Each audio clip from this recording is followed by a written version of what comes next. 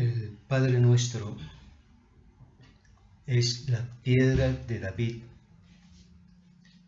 que destruyó al gigante Goliat.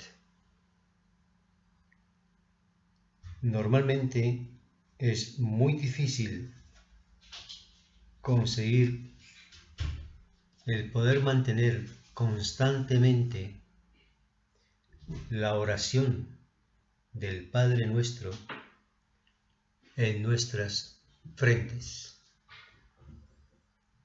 Es bastante difícil conseguir ese cielo, ese techo de nuestros pensamientos. Es bastante difícil conseguir que mientras estemos hablando sigamos repitiendo constantemente el Padre Nuestro. Pero es lo difícil lo que te forja. Como las lámparas de aceite de las vírgenes que fueron a esperar al esposo, se dividieron dos grupos. Un grupo que no llevaba aceite suficiente, que no llevaba oración suficiente en sus mentes, y otro grupo que continuamente estaba a pie del cañón. Este último grupo, de las que continuamente perseveraban en esa constancia de mantener la oración, la única oración que fue dada por Cristo sobre la faz de la tierra, pudo, porque llevaron aceite de reserva, ver al esposo cuando llegaba. Las del grupo que no tenían el Padre Nuestro en sus frentes, volvieron atrás a coger más aceite, ya que no podían tomar el Padre Nuestro de las frentes de otros, porque podía ser que no alcanzara para todos.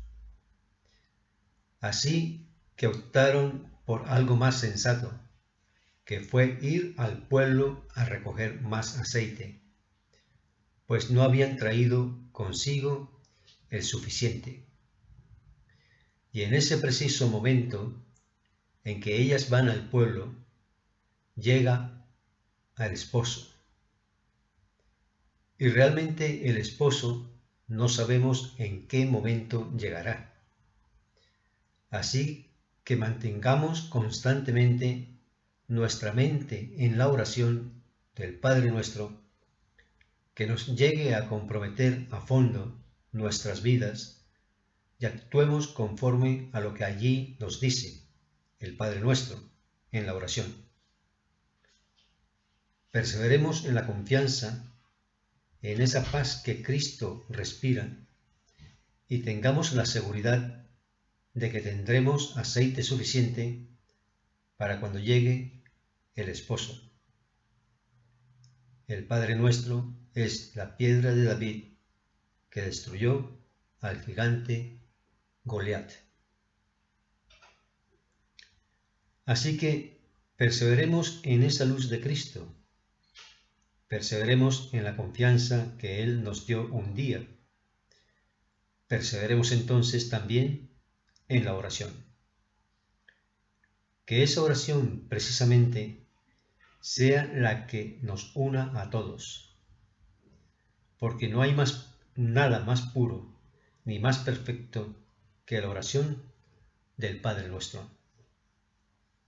Ocupemos, pues, nuestras mentes en algo provechoso, en algo edificante. Consideremos que estando así unidos, lucharemos por un bien común para beneficio de la humanidad. En principio es bastante difícil, pero hay que perseverar y pedirle a Dios fuerzas para continuar. Y que nunca te la aparte de tu camino. Mantengamos constantemente la imagen de la oración. Esa imagen que a través del Padre Nuestro nos dice todo. Perseveremos en esa constancia. Ocupémonos, pues, de ir renaciendo en nosotros cada día. Normalmente, cuando más se facilita, es cuando no tenemos que hablar o cuando tenemos otras cosas como, por ejemplo, dormir.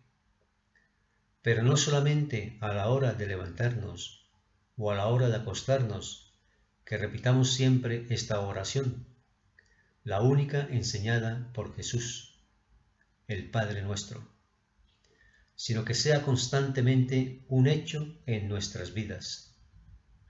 Vivamos ese Padre Nuestro de acuerdo a las enseñanzas que Jesús nos dio.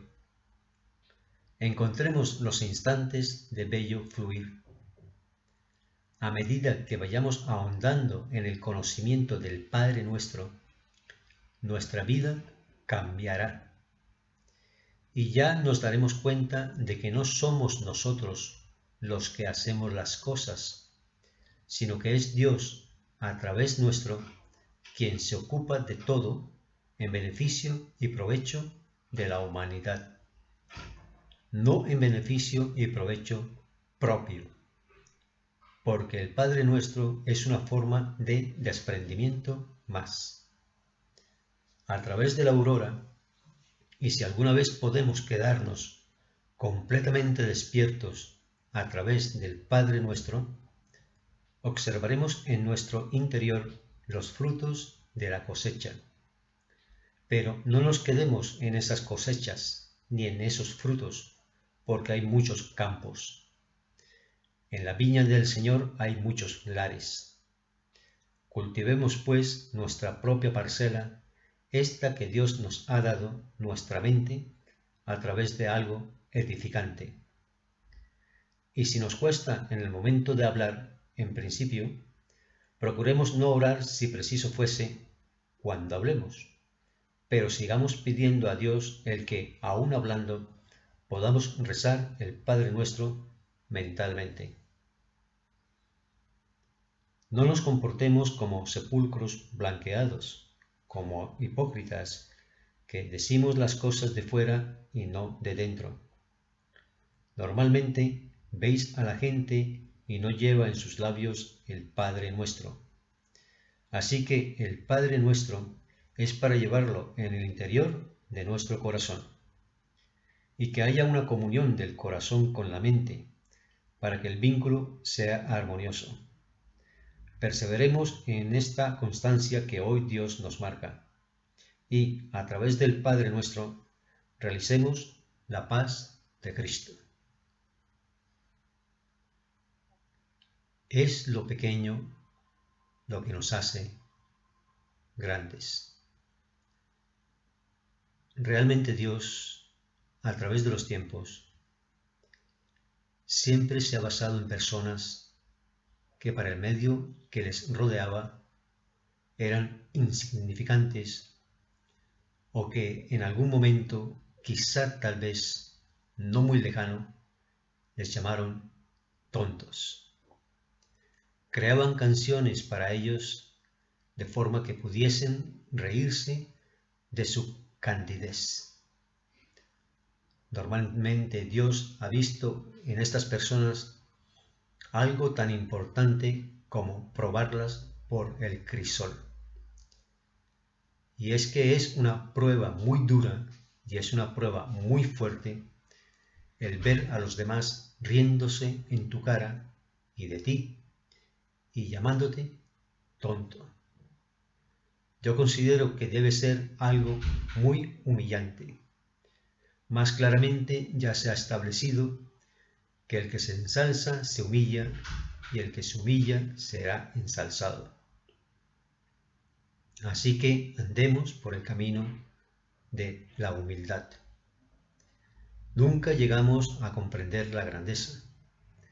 Reconozcamos siempre nuestra bajeza y nuestra condición de humanos, porque Cristo no vino a salvar a justos, sino a pecadores, y se sirvió de ellos, de estos pecadores, para que propagasen su enseñanza a lo largo y ancho del antiguo reino dividido entre Israel y Judá.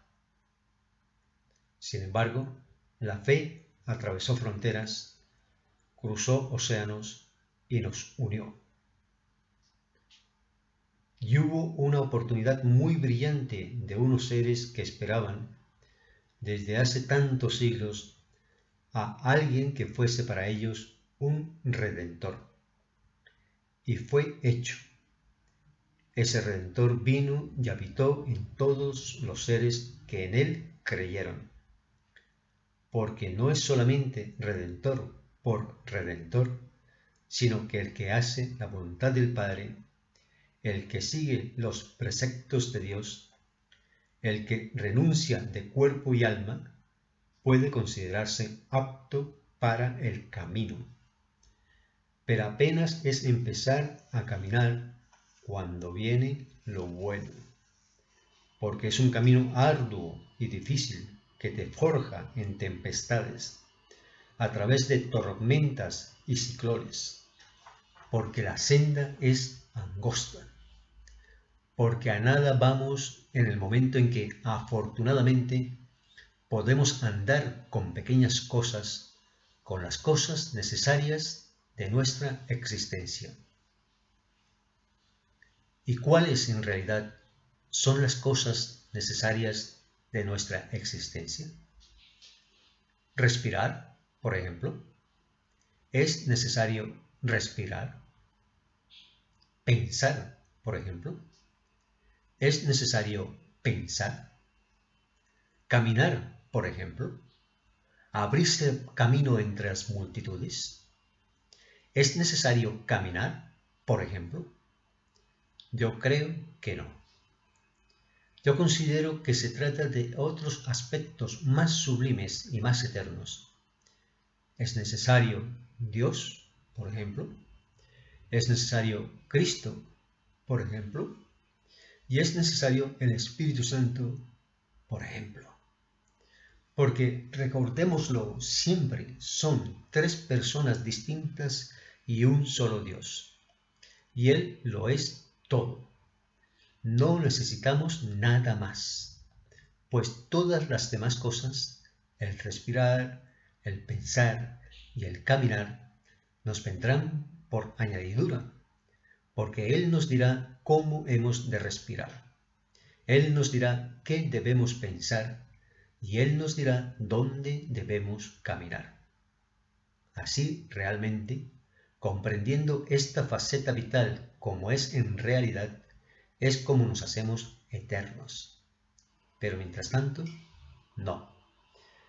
Mientras nosotros estemos pensando que nuestro coche es el más importante que el de al lado y practicando el arte de la envidia, nunca llegaremos a ser probados por el crisol, porque habrá una luz que brillará eternamente para todos aquellos que han salido airosos de la prueba.